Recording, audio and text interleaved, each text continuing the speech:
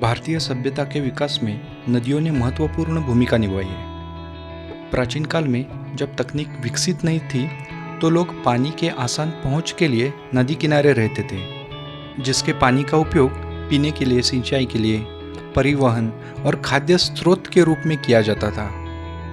भारत में ब्रह्मपुत्रा नदी को छोड़ के सभी नदियाँ जीवन को बनाए रखने की अपनी स्त्री प्रकृति के कारण देवी के रूप में पूजनीय है। वेदों के अनुसार भारत में 7 पवित्र नदियां हैं, जिसमें गंगा, यमुना, सरस्वती, सिंधु, नर्मदा, गोदावरी और कावेरी है। इन नदियों को देवी के स्वरूप में पूजा जाता है। कुछ साल पहले मुझे इन्हीं नदियों में से एक नदी कावेरी, जिसके उद्गम स्थल का दर्शन करने का मौका मिला। कावेरी नदी पश्चिम घाट के ब्रह्मगिरी पर्वत से निकलती है। यह स्थान कर्नाटक में है, जिसे तल कावेरी बोला जाता है। नदी की लंबाई 760 किलोमीटर है, जो कर्नाटक तमिलनाडु राज्य से बहते बंगाल की खाड़ी में समुद्र से मिलती है। प्राचीन मान्यताओं के अनुसार राजा कावेरा, जो एक शिव भक्त थे, उनकी भक्ति से प्रसन्न होकर शिव जी ने राजा से पूछा कि वो क्या चाहते हैं। राजा ने शिव जी से उन तरीकों के बारे में पूछा जिससे राजा अपनी प्रजा को खुशहाल और बेहतर जीवन जीने में मदद कर सके। ये सुनकर शिव जी ने राजा को एक पुत्री प्राप्ति का आशीर्वाद दिया और कहा कि ये बेटी राजा की इच्छा पूरी करेगी। राजा ने अपनी बेटी का नाम कावेरी रखा, उसका पालन पोषण किया। कावेरी बड़ी होकर एक सुंदर और दयालु महिला बनी। कुछ साल बाद राजा ने अपनी बेटी का विवाह अगस्त्य नामक एक ऋषि से कर दिया। ऋषि और कावेरी आनंदी जीवन जीने लगे। एक दिन शूरपद्म नामक एक राक्षस प्रकट हुआ, जिसने राज्य में अपनी असुरी ताकत से बारिश के पानी को रोक लिया। उसके परिणाम स्वरूप राज्य की सभी नदियां सूखने लगी और राज्य पानी की कमी से जूझने लगा। राक्षस ने प्रजा को शांति से रहने नहीं दिया। एक दिन जब अगस्त्य ऋषि स्नान और पूजा के लिए नदी किनारे जा रहे थे, तो अपनी पत्नी कावेरी को अकेला छोड़ने में उनको डर लगा। उन्होंने अपनी शक्ति से कावेरी को अपने कमंडलू के अंदर पानी के रूप में छुपा लिया और अपने साथ ले गए। जब ऋषि नदी किनारे पहुंचे तो उन्होंने अपना कमंडलू नदी किनारे रखा और पानी में प्रवेश करने ही वाले थे, तभी गणेश जी ने गाय का रूप ले लिया और कमंडलू को पानी में ढकेल दिया, जिसके कारण कमंडलू में पानी के रूप में छुपी कावेरी नदी में फैल गई और अन्य जल में विलीन हो गई। यही स्थल कावेरी नदी का उद्गम स्थल कहलाया गया, जिसे तल कावेरी बोला जाता है। तभी से कावेरी नदी अपने लोगों की पानी की ज़रूरतें पूरी करती है, जिसकी वजह से आज भी नदी को माँ और देवी के स्वरूप में पूजा जाता है। उसी तरह भारत की और एक नदी जो महाराष्ट्र के पश्चिम घाट से निकलती है और महाराष्ट्र, कर्नाटक, तेलंगाना, आंध्र प्रदेश जैसे राज्यों से बहती है। आज हम उसी नदी के उद्गम स्थल का दर्शन करने जा रहे हैं। हम जा रहे हैं महाबलेश्वर, कृष्णा नदी के उद्गम स्थल का दर्शन करने। और भगवान महादेव के दर्शन करेंगे महाबलेश्वर मंदिर में। Hello viewers, welcome back to my channel. मैं सही आपका स्वागत करता हूँ मेरे चैनल ट्रेल 9 में। उम्मीद है आप सभी लोग अच्छे होंगे। हमने अपने सफ़र की शुरुआत की पुणे से महाबलेश्वर 140 किलोमीटर की दूरी पे है। 3 घंटे का ट्रैवल टाइम लगेगा।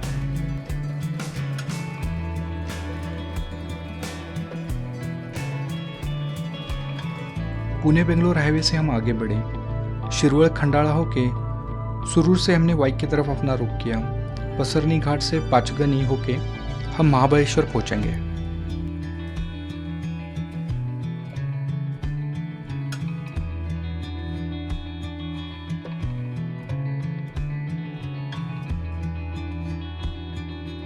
पसरनी घाट के सुंदर नज़ारे देखते हम आगे बढ़े।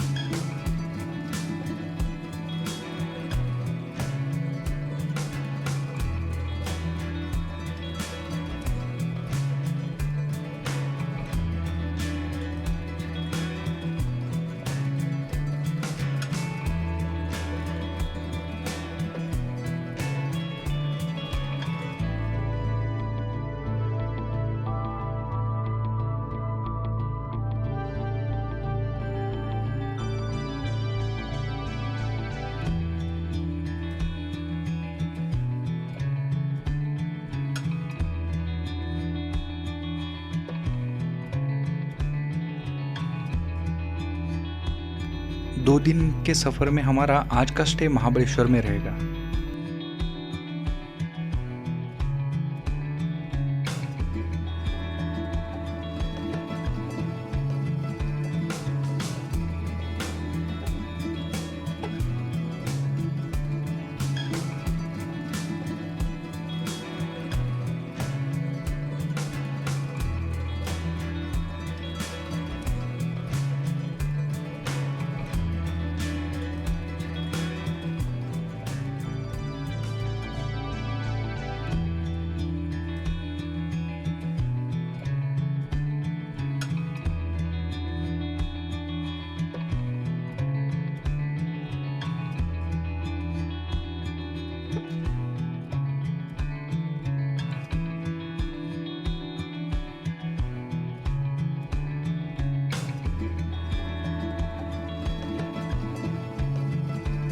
पहले दिन हमने हमारा स्टे ओल्ड महाबलेश्वर में गौरीश रिजॉर्ट में प्लान किया, जो एक डिसेंट स्टे रहा।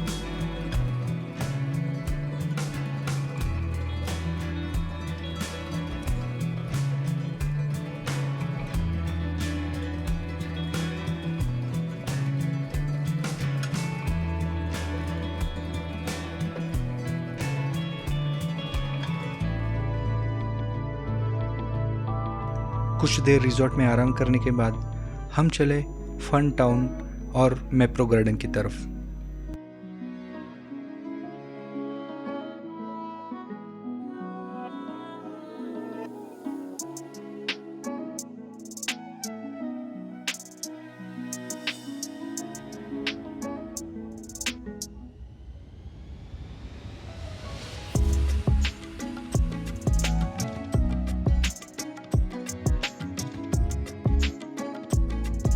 फन टाउन एक छोटा सा अम्यूज़मेंट पार्क है जहाँ पे हमने गेम्स और राइड्स का आनंद लिया।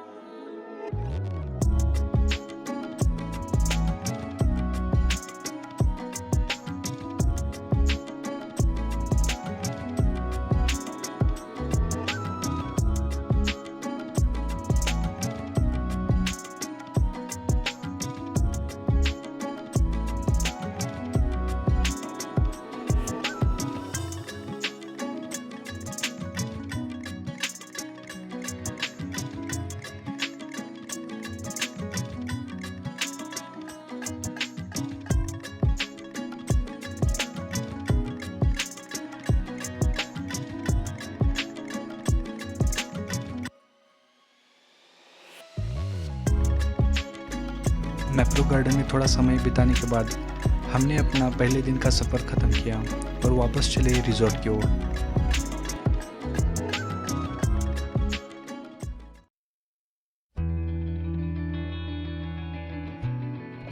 दूसरे दिन हमने सफ़र जल्दी शुरू किया और निकल पड़े महाबलेश्वर मंदिर महादेव के दर्शन करने के लिए।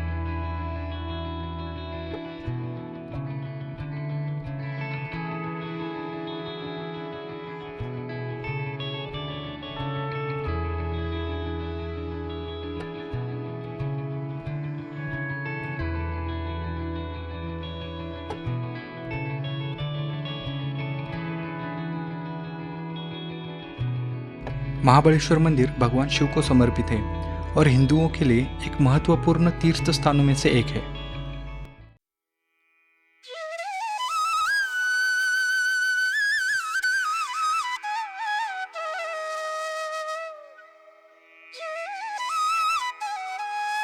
ये मंदिर 16वीं सदी में बना हेमदंत स्थापत्य शैली का है। मंदिर 5 फीट की दीवारों से घिरा हुआ है। गर्भगृह में काले पत्थर से बना शिवलिंग है जो हजारों साल पुराना है। स्वयंभू शिवलिंग रुद्राक्ष के आकार का है। इसे महालिंगम कहा जाता है।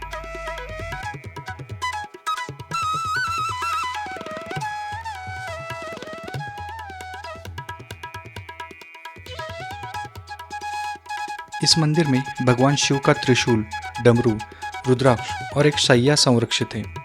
मंदिर में नंदी जी और काल भैरव जी की मूर्ति है। स्कंद पुराण के अनुसार परायुग में महाबल और अतिबल नामक के 2 असुर भाइयों ने मनुष्य पर अत्याचार करना शुरू किए। उनसे छुटकारा पाने के लिए ब्रह्मा, विष्णु और महेश तीनों देवताओं को युद्ध में उतरना पड़ा। युद्ध में विष्णु जी ने अतिबल को मारा, लेकिन इच्छा मरण के वरदान के कारण महाबल राक्षस को मारना कठिन था। तो तीनों देवताओं ने मिलकर देवी आदि माया की शरण ली।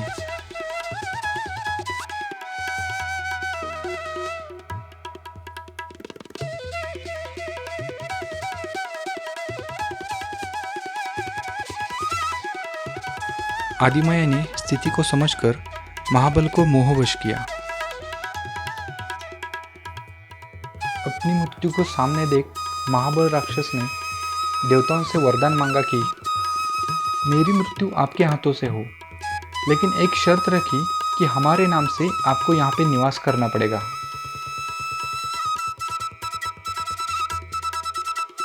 इसी वजह से शिव जी महाबलेश्वर, विष्णु जी अतिबलेश्वर और ब्रह्मा जी कोटेश्वर के नाम से यहाँ पे स्थित है। तब से यह स्थान महाबलेश्वर, अतिबलेश्वर और कोटेश्वर ऐसे त्रिगुणात्मक रूप में प्रसिद्ध है।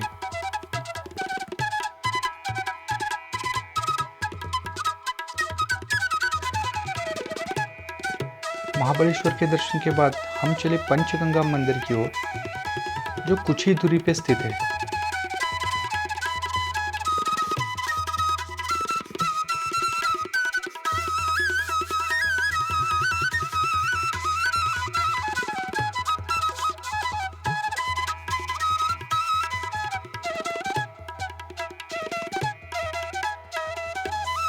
इस मंदिर का निर्माण 13वीं सदी में हुआ है और 16वीं सदी में इस मंदिर में सुधारना की गई है।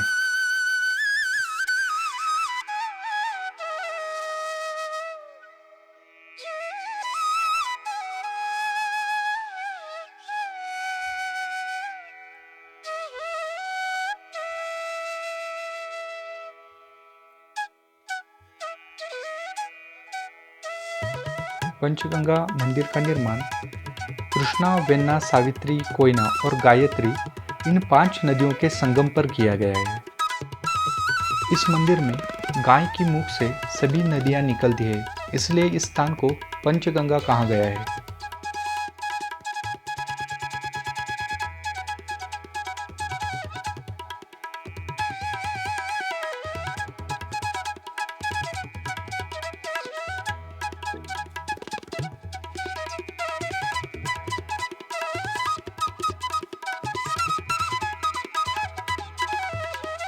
मंदिर में कृष्णा, वेन्ना, कोयना, सावित्री और गायत्री इन 5 नदियों के स्रोत मौजूद है। इन 5 नदियों के स्रोत से निकलने वाला पानी मिलकर गोमुख से हमेशा बहता रहता है।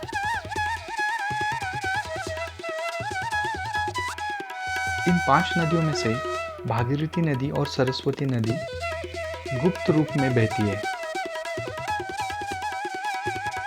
भागीरथी नदी हर 12 साल में और सरस्वती नदी हर 60 साल में कृष्णा नदी से मिलने आती है।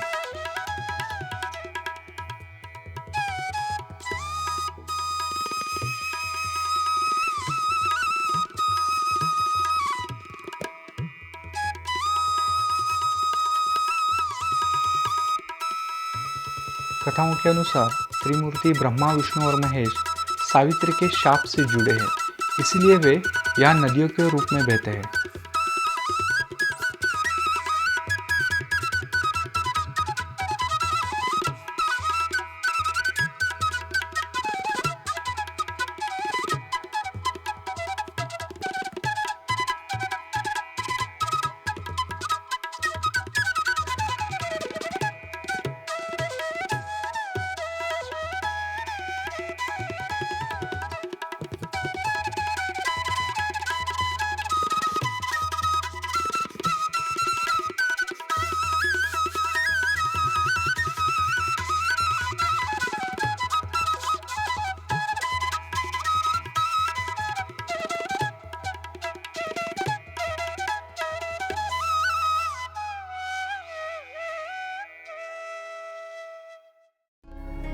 पंचगंगा मंदिर से कुछ ही मीटर दूरी पे अतिबलेश्वर मंदिर है। यह मंदिर भगवान विष्णु को समर्पित है।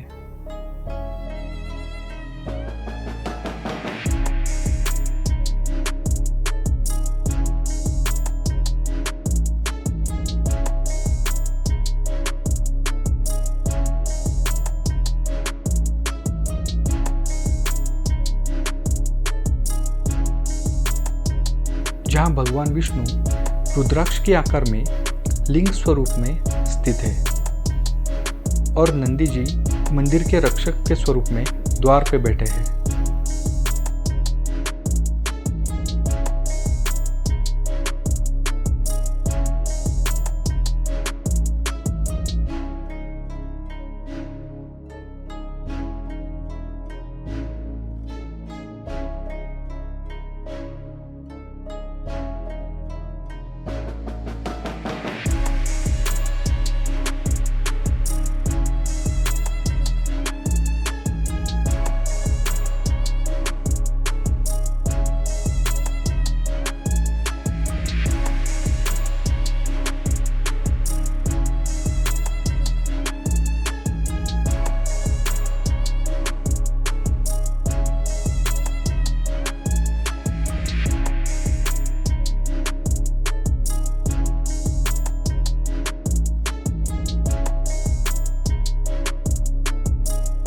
अतिबलेश्वर के दर्शन के बाद हम चले कृष्णाई मंदिर के दर्शन के लिए, जो है कृष्णा नदी का उद्गम स्थल।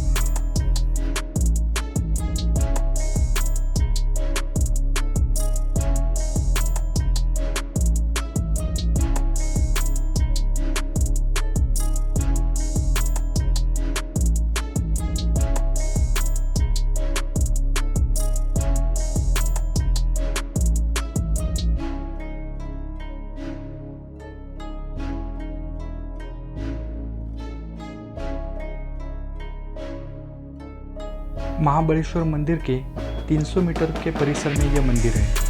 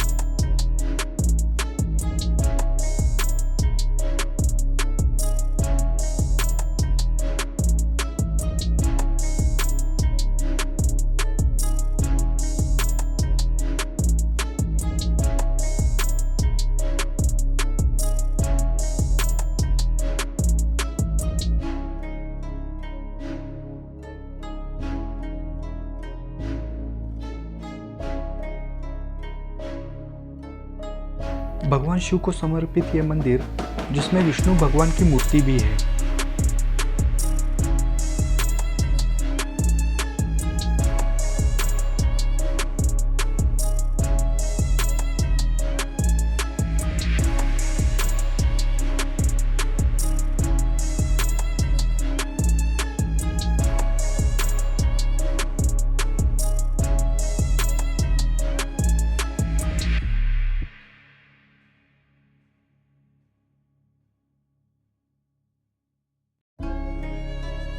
मंदिर में एक बड़ा शिवलिंग है, जिसके सामने गोमुख से बहने वाली नदी की धारा, जो कृष्णा नदी का स्रोत है।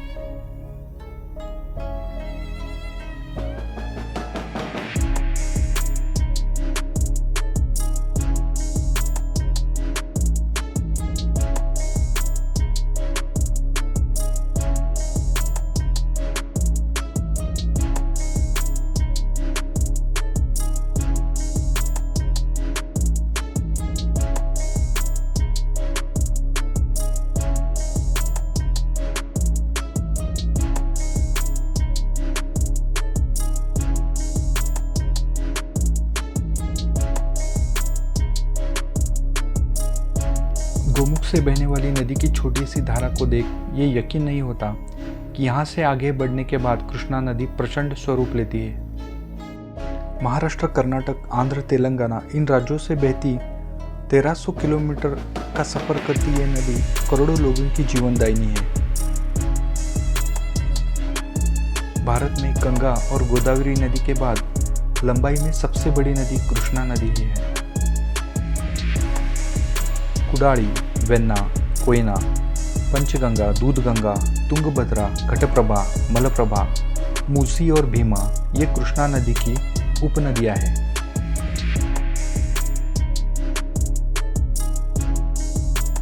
सातारा, कराड, सांगली, बागलकोट, श्रीशैलम, अमरावती, विजयवाड़ा जैसे बड़े शहर कृष्णा नदी के किनारे बसे हैं।